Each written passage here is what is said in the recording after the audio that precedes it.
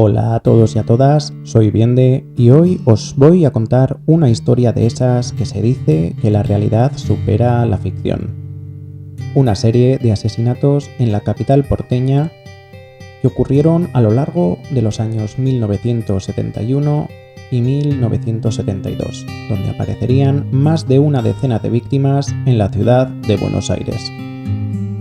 Y los medios de la época, así como la negligencia de una policía ligada a un régimen autárquico dictatorial, no harían más que empeorar las cosas. Una historia que, a pesar de que ocurrió hace más de 50 años, está hoy más latente que nunca, ya que este mes de enero de 2023 es cuando se va a terminar de resolver. Esta es la historia del mayor asesino en serie de la historia de Buenos Aires.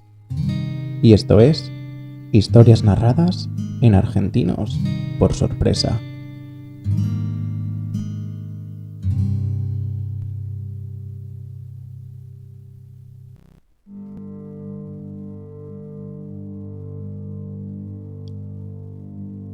Es lunes 15 de marzo de 1971.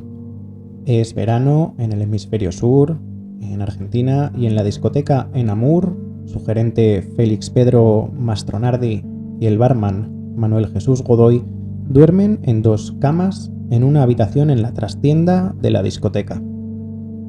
Félix y Manuel hacían esto con relativa frecuencia. Ayer fue domingo y la discoteca, entonces en su pleno apogeo, se colmaba tanto de clientes que no había hora de cierre. Una vez repuestas las fuerzas, comenzarían las labores de limpieza del local para poder poner un poco de orden antes de su siguiente jornada. Pero esto nunca llegaría. Félix y Manuel mueren de un disparo en la cabeza mientras duermen.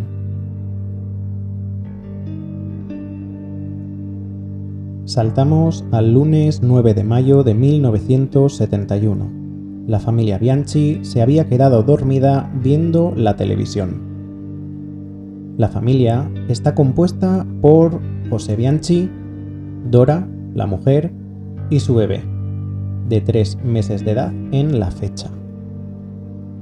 José se despierta en el sofá por los ladridos del perro, pero ya no hay margen de maniobra. Su tiempo de reacción se extingue al oír el chasquido del gatillo de la pistola que lo está apuntando. Su mujer, Dora, es disparada también, en el hombro y en el cuello. Se desmaya por el dolor y es dada por muerta. Es violada salvajemente. Y el bebé también recibiría un balazo, que fue a parar a uno de los barrotes metálicos de la cuna. Las dos fueron dadas por muerta.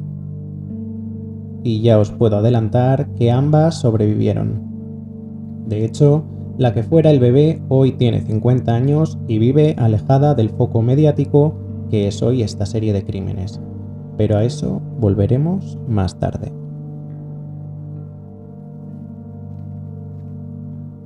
Lunes 24 de mayo de 1971. Es de noche y Juan Scatone está en su puesto de trabajo, vigilante de seguridad de un supermercado en el barrio de Olivos. La jornada se presenta tranquila. Mañana es festivo nacional, de modo que se encuentra todo muy tranquilo. Pero toda esa calma que se respiraba se tornaría en permanente cuando, mientras Juan dormía sentado en su puesto de vigilancia, recibe 2 disparos en la frente. Es domingo 13 de junio de 1971. Virginia Rodríguez está teniendo un mal día. Aunque bueno, decir un mal día es quedarse corto. En el transcurso de este mes, con tan solo 16 años y huérfana, ha perdido su trabajo en una tienda de cosméticos. El hambre apremia y el dinero hace falta en casa. Y decidida a seguir cuidando y echando un cable a la economía familiar con sus hermanas, decide dejar los escrúpulos de lado y ejercer la prostitución, cayendo en una red de trata. Hacer la calle no es fácil. Sus amigas intentan disuadirle, pero sus hermanas ante todo, y no hay mayor convicción. Apenas está entrando la noche, y un coche se acerca mientras ella camina. Para junto a la acera, al llegar a su altura, y un chico le invita a subir. Pero no está solo. Otro chico va con él, conduciendo. Esto hace sospechar a Virginia, que decide no prestar servicio. Pero de poco sirve. En pocos segundos se ve encañonada con un arma por la espalda y obligada a subir a ese coche. Unas cuadras más abajo, el coche queda atascado en una calle embarrada. Y allí mismo, Virginia es forzada a desnudarse y violada por uno de ellos, mientras el otro espera fuera del coche. Tras el abuso, le devuelven su ropa y le permiten irse. Y cuando solo lleva 3 metros caminando, escucha un último sonido: la detonación de una pistola. Todo se vuelve negro. 5 disparos por la espalda acabaron con la vida de Virginia.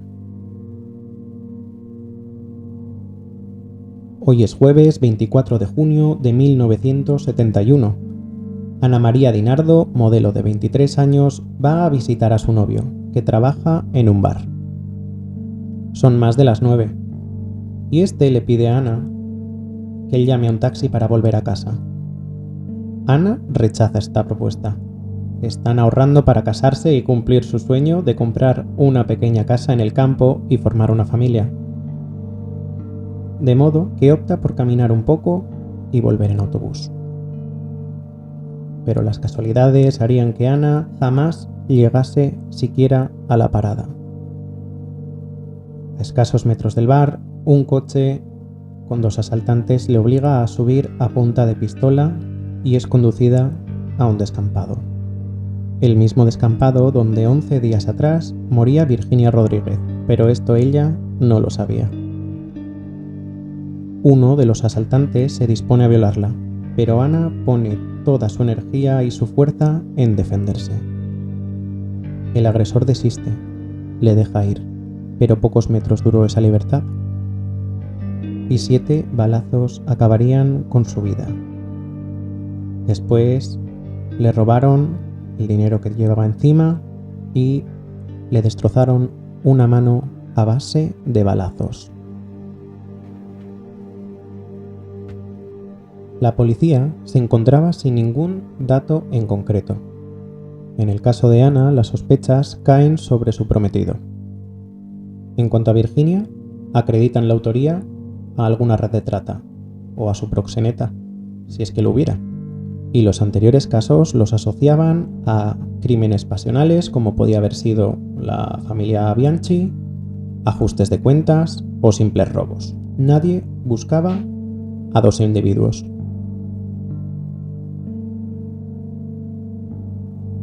El jueves 5 de agosto de 1971, paralelamente a estas historias, ocurre un accidente de coche en un túnel a las 11:30 de la noche. Un accidente que a priori no tiene nada que ver con esta serie de crímenes, pero al que volveremos más tarde. Viajamos al lunes 15 de noviembre de 1971. Raúl Delván se encuentra trabajando en su puesto habitual. Es guarda en un supermercado en el barrio de Boulogne, en Buenos Aires. Comienza su jornada chequeando el entorno, revisando que todo está donde lo dejó. Lleva unos días sin ir a trabajar porque acaba de ser papá. Durante estos días lo había sustituido un compañero. La reciente nueva vida de Raúl era agotadora. Combinaba 2 trabajos para poder ganar algo más de dinero y en los pocos ratos libres que podía dormir o descansar, tenía que atender al pequeño. Ser padre es duro. Raúl se duerme en su puesto y no vuelve a despertar. Una bala en la frente lo callará para siempre. 2 días después, el miércoles 17 de noviembre de 1971, Juan Carlos Rozas, también vigilante, comienza su jornada laboral, pero hoy es distinto. Hoy, exactamente, en 4 semanas, Juan Carlos firmará su jubilación y dejará atrás el puesto que ha desempeñado más de 30 años en el concesionario Pasquet Auto, en Libertador 1750, por si os queréis pasar a visitarlo. De madrugada cree oír algo, se mueve por el lugar y sorprende a una persona tratando de robar un coche. Eso sin esperarse que por la espalda un segundo asaltante lo estaba apuntando. Recibe 2 disparos. Muere in situ. Nuevamente, la policía sigue sin pistas y, por supuesto, no hay intención de buscarlas. No lo dejan de contemplar como crímenes que no tienen nada que ver entre sí.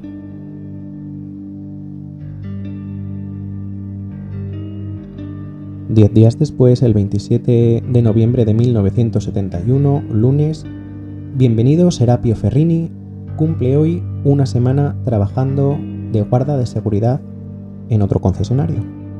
Es su primer trabajo, con apenas 20 añitos, pero está feliz por haberlo encontrado y por poder ganarse la vida honradamente. Pasadas las 2 de la madrugada, ingresan 2 personas con la cara cubierta. Bienvenido pide que le perdonen la vida, diciendo que no les ha visto el rostro.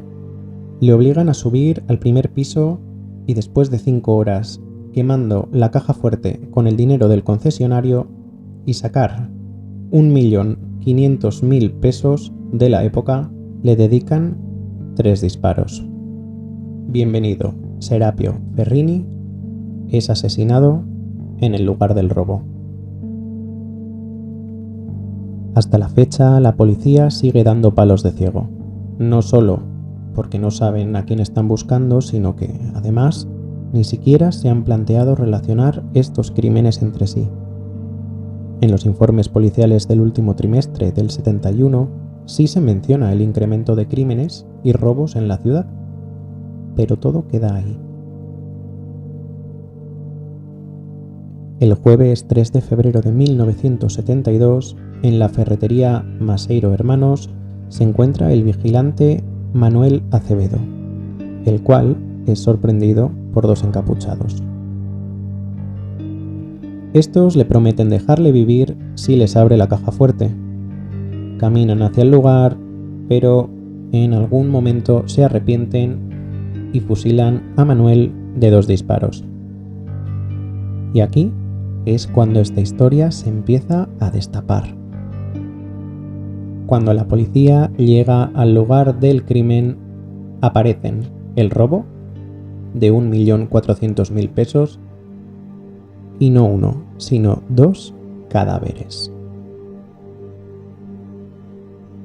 El primero de los cuerpos es el del trabajador, que ya os he dicho, Manuel Acevedo, pero hay un segundo, totalmente irreconocible, con el rostro y las manos quemadas y desfiguradas con un soplete. Todo parece indicar que el autor ha intentado borrar cualquier forma de identificar a esta persona. Pero como dice el refrán, las prisas no son buenas, y en su apresurada huida no ha reparado en un detalle esencial.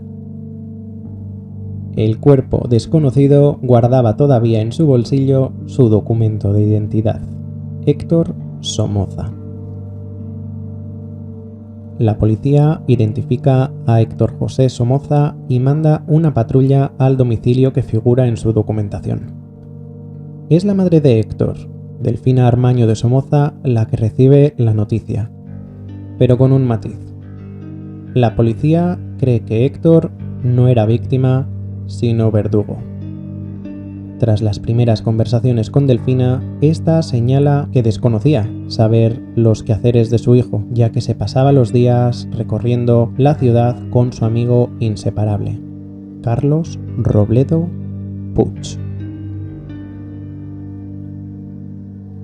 Hablemos de Carlos Eduardo Robledo Puig, apodado en los medios de la época como el Ángel de la Muerte, nació en Buenos Aires el 19 de enero de 1952, bautizado así por su angelical y dulce rostro, con el que las personas de su entorno decían: ¿cómo puede alguien con una cara tan linda cometer semejantes atrocidades? Junto con sus padres, Víctor y Aída Robledo Puig formaban una familia nuclear tradicional, de clase media. El padre, Víctor, trabajaba en General Motors y Aída, la madre, como las madres de la época, era ama de casa. Una infancia convencional que, como veremos más adelante, el psiquiatra adjuntó en el expediente del juicio, y cito: procede de un hogar legítimo y completo, ausente de circunstancias desfavorables. Tampoco hubo apremios económicos, reveses de fortuna, trabajo o emocionales. La vida de Puig comenzó a cambiar de rumbo en la secundaria, en el instituto, cometiendo pequeños hurtos. Estos primeros pasos en el mundo delictivo los dio con su compañero de clase y cómplice Jorge Ibáñez. Jorge venía de una familia de clase popular, con menos recursos y más calle. Y pese a que Carlos y Jorge hacían un buen tándem, no se debe todo a las malas influencias. Jorge soñaba con ser artista y ya había aparecido en diversos programas de televisión. El negocio de los robos siguió creciendo, hasta marzo de 1971. Tras robar la caja de una armería, se hicieron con una pistola modelo Rubí calibre 32 semiautomática. Señalo este robo porque considero que fue el punto de inflexión en su modus operandi. De aquí en adelante, en cada robo habría mínimo una víctima mortal. Los 6 primeros asesinatos, Carlos los cometería con Jorge. El 15 de marzo, en la discoteca, se hicieron con 350.000 pesos, tras el asesinato de los 2 trabajadores. El 3 de mayo, en el hogar de la familia Bianchi, 400.000 pesos. El 24 de mayo no hubo botín. En el supermercado, las cajas estaban vacías, pero se cobrarían la vida de Juan. Los días 13 y 24 de junio, el cómplice de Carlos, Jorge Ibáñez, tomó un rumbo diferente hasta la fecha: abusar sexualmente de chicas. Carlos dijo no estar conforme con esto, y cabe señalar que tiempo después conoceríamos los sentimientos de Carlos hacia Jorge. Y como decía la canción, si no estás conmigo, no estás con nadie. Y el 5 de agosto se produjo un accidente en circunstancias muy dudosas. Robledo Puig, quien conducía, salió ileso de la escena. Jorge murió en el acto. Y ya os anticipo que Carlos jamás fue acusado por este asesinato ni como pasional ni como homicidio imprudente. Tras la muerte de Jorge Ibáñez, Carlos busca un nuevo cómplice, Héctor Somoza, con el que acometería el resto de crímenes, lo que nos lleva nuevamente al 3 de febrero del 72. Héctor y Carlos han matado a Manuel Acevedo y han conseguido más de 1 millón de pesos, concretamente 1.400.000. En algún momento de la noche, Héctor intenta gastar una broma a Carlos y darle un susto. Carlos reacciona con un disparo. Una vez recuperada la calma, sin ningún tipo de prisa, se dedica a desfigurar el rostro y las manos de su compañero y cómplice Héctor Somoza, con el fin de no dejar rastro o pistas que puedan conducir a Carlos. Todo esto lo sabríamos tiempo después, cuando el propio Robledo Puig, junto a las autoridades, fueran a los escenarios de los diferentes crímenes a reconstruir los hechos. Cuando la madre de Héctor señala a Carlos como su amigo inseparable, más de 50 patrullas salen en su busca, mientras toma cerveza en un bar. Carlos Robledo Puig es detenido ese mismo día a los 20 años de edad. Las primeras horas se niega a hablar, pero es sometido a sesiones de electroimpulsos en párpados, lengua, pezones, genitales y pies. Toda una tortura por parte del régimen. Y aquí quiero hacer un inciso para hablar de este régimen. Ya sabéis que aquí no hacemos análisis políticos ni tomamos partido, eso queda a vuestro criterio. Lo que sí creo reseñable es la tensión que se vivía en el ámbito criminalístico. El régimen, autodenominado Revolución Argentina, fue una dictadura cívico-militar.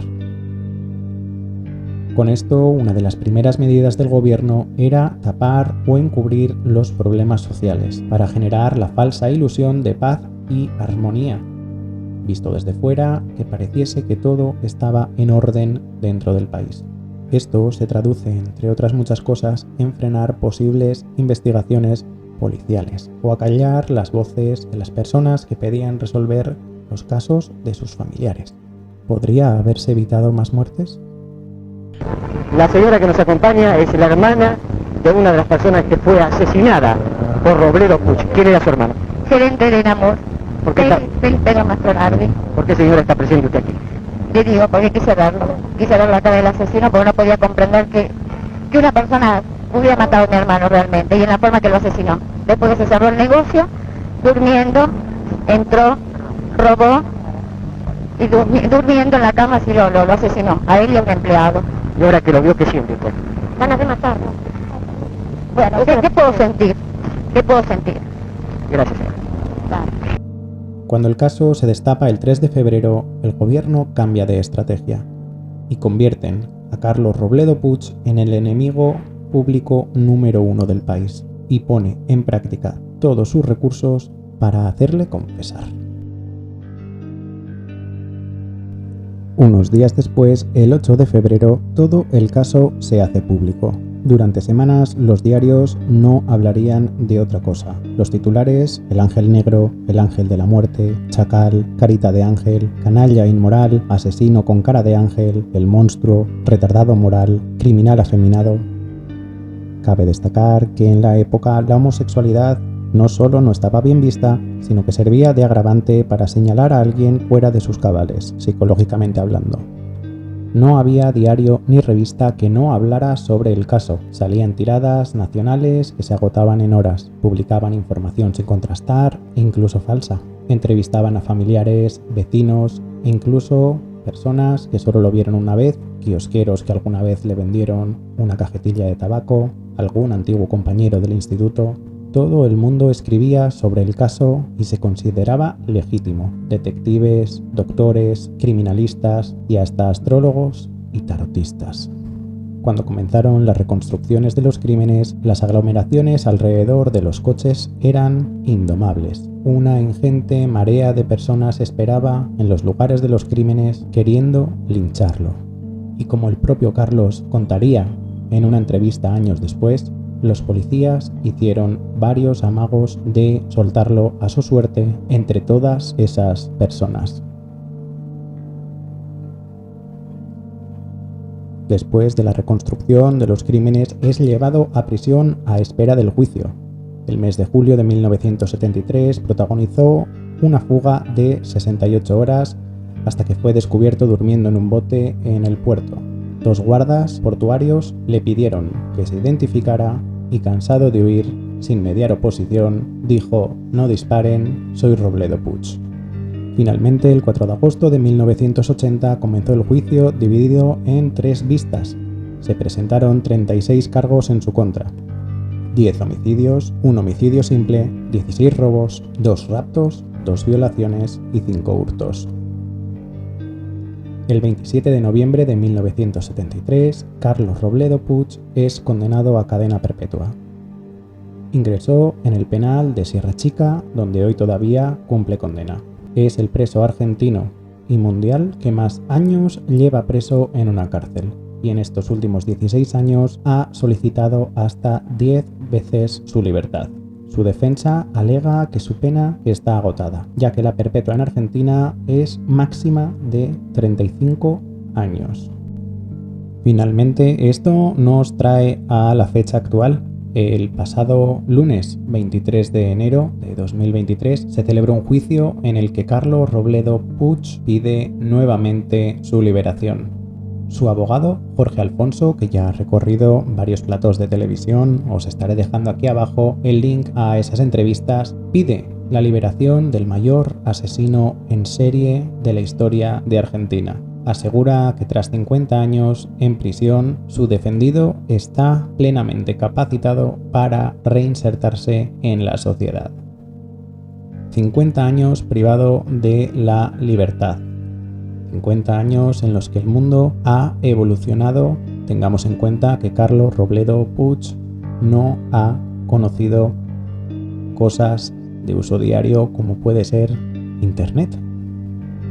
Entre los meses de febrero y marzo de 2023 saldrá la sentencia, el veredicto, que determinará finalmente si Carlos Robledo Puig volverá a transitar las calles en las que un día murieron sus propias víctimas. La conclusión de este episodio la quiero dejar en vuestros brazos. Quiero leeros abajo en los comentarios y que me digáis qué opináis. ¿Creéis que una persona, después de cometer todos estos actos, puede reinsertarse? ¿Pensáis que el resto de ciudadanos está preparado para poder convivir con alguien que tiene este pasado? Antes de acabar, quiero compartir con vosotros la única toma de contacto que hemos tenido con Carlos Robledo Puig a lo largo de todos estos años de reclusión. Es una entrevista con El Loco de la Colina, un formidable programa español al que le dedico unas palabras como poco inquietantes. Gracias por escucharnos, déjanos tu like y suscríbete si todavía no lo has hecho. Nos vemos en el próximo programa de Argentinos por sorpresa.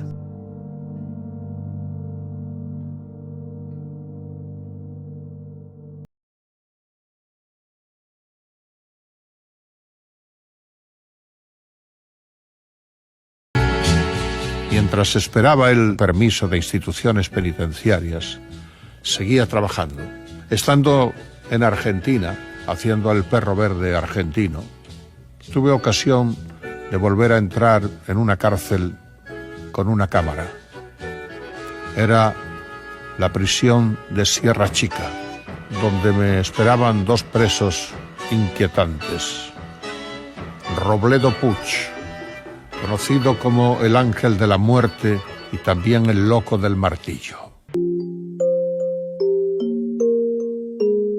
Se llamaba Carlos Eduardo Robledo Puig. A sus 20 años se había convertido en el enemigo público número 1, el mayor asesino en serie de la historia del crimen en Argentina. Lo llamaban Chacal y el Ángel de la Muerte. Y su historial delictivo no era para menos. 38 delitos en total, por los que cumplía cadena perpetua. Cuando nos encontramos, estaba solo con una Biblia en la mano, en una celda de 2x2. Me miró y me dijo: ¿tú eres el loco de la colina? Te culparon de 28 delitos. Aparte de los 12 asesinatos, sí, ¿verdad? De delitos. 11. Me condenaron por 11 asesinatos. ¿Te quisieron linchar? Sí, me quisieron linchar también. Sí. Incluso pero Dios no lo permitió. Incluso hubo policías que querían dejarte escapar para matarte. Eso ocurrió cuando me llevaron a realizar una reconstrucción. Qué ironía, reconstrucción, ¿no? ¿Qué piensas de la pena de muerte? La pena de muerte. Es que no tenemos derecho. No tenemos derecho de pedir la pena de muerte de nuestros semejantes, de nadie. Porque quitarle la vida a uno de nuestros semejantes es una cosa que no nos es dada, ese derecho no nos es dado.